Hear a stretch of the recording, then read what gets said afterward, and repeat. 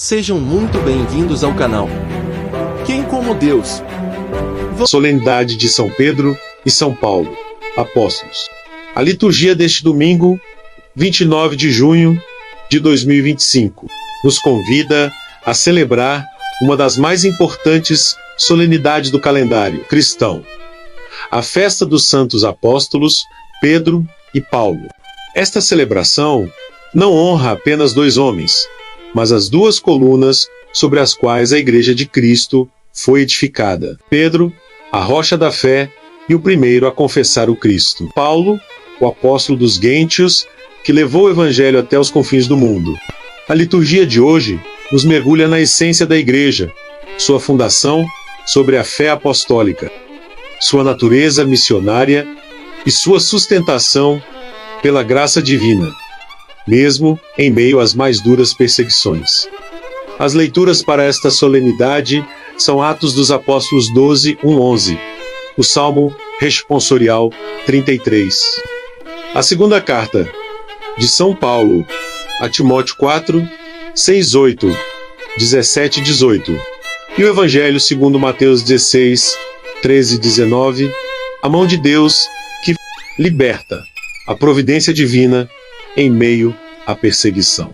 A primeira leitura, extraída dos Atos dos Apóstolos, nos transporta para o momento de extrema angústia para a igreja primitiva. O rei Herodes Agripa inicia uma perseguição violenta, decapitando Tiago e prendendo Pedro, com a intenção de executá-lo após a Páscoa. No entanto, o texto nos oferece um contraste poderoso. Enquanto Pedro está na prisão, a igreja orava continuamente a Deus por ele. O cenário é de desolação e medo.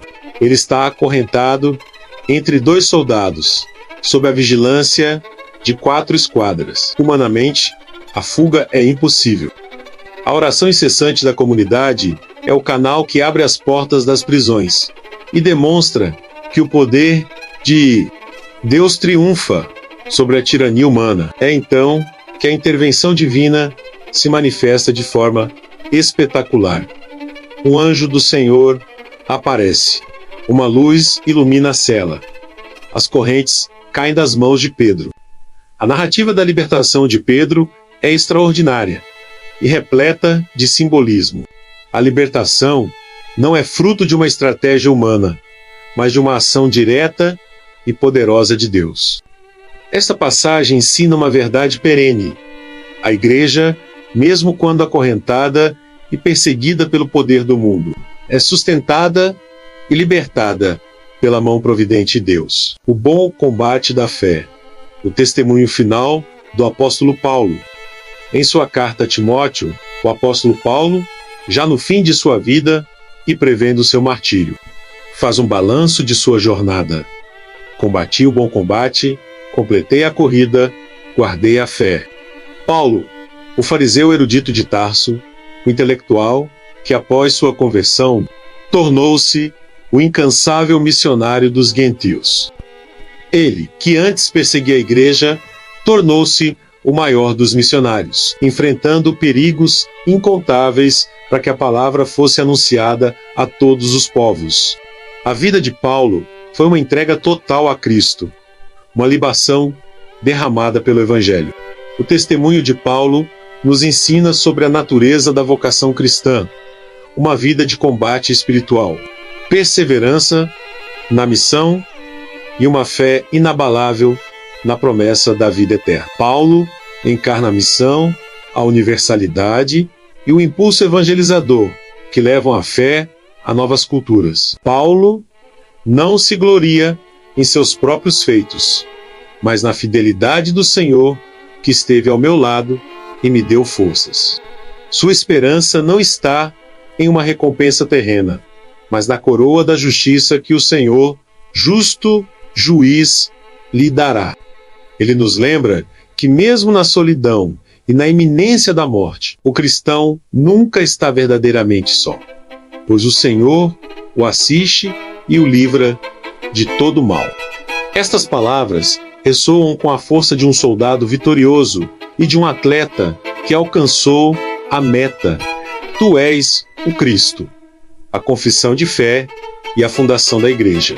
O Evangelho de Mateus nos leva ao ponto de virada do ministério de Jesus e ao fundamento da autoridade eclesial.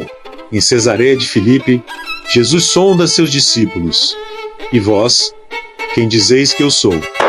É Simão quem, movido por uma revelação divina, proclama a verdade central da nossa fé. Tu és o Cristo, o Filho do Deus vivo. Por causa desta fé, Simão recebe um novo nome e uma nova missão. Tu és Pedro, e sobre esta pedra edificarei a minha igreja. A igreja, edificada sobre a rocha da fé de Pedro, possui a garantia da indefectibilidade e da vitória final sobre as forças do mal. Pedro, o pescador da Galileia, impulsivo, mas de coração generoso, escolhido para ser o pastor visível do rebanho. O poder de ligar e desligar significa autoridade para ensinar, santificar e governar a comunidade dos fiéis, com a promessa de que suas decisões serão ratificadas no céu. A resposta de Jesus é solene e fundadora. Feliz és tu, Simão, filho de Jonas, porque não foi a carne nem o sangue que te revelaram isso, mas o meu Pai que está no céu. A fé de Pedro não é uma mera opinião humana, mas um dom de Deus. Jesus confere a Pedro as chaves do reino dos céus, um símbolo de autoridade e governo. É crucial a promessa final de Cristo. As portas do inferno não prevalecerão contra ela. Colunas da fé, unidade na missão. A celebração de Pedro e Paulo juntos é teologicamente rica. Eles eram homens de temperamentos e trajetórias muito diferentes. Suas figuras representam a unidade na diversidade da igreja. Pedro simboliza a unidade, a tradição e a autoridade, que garantem a coesão da fé. A igreja precisa de ambos, da rocha firme de Pedro para não se desviar na doutrina e do ardor. Missionário de Paulo para não se fechar em si mesma. Ambos selaram seu testemunho com o martírio em Roma, o centro do império, transformando a capital do poder pagão no coração da cristandade.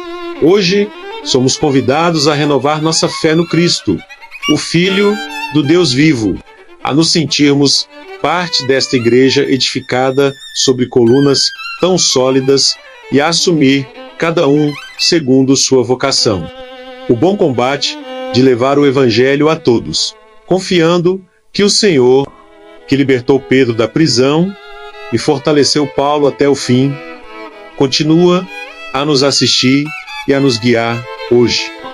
Deus nos abençoe, se inscreva no canal, deixe seu like e toque no sininho das notificações.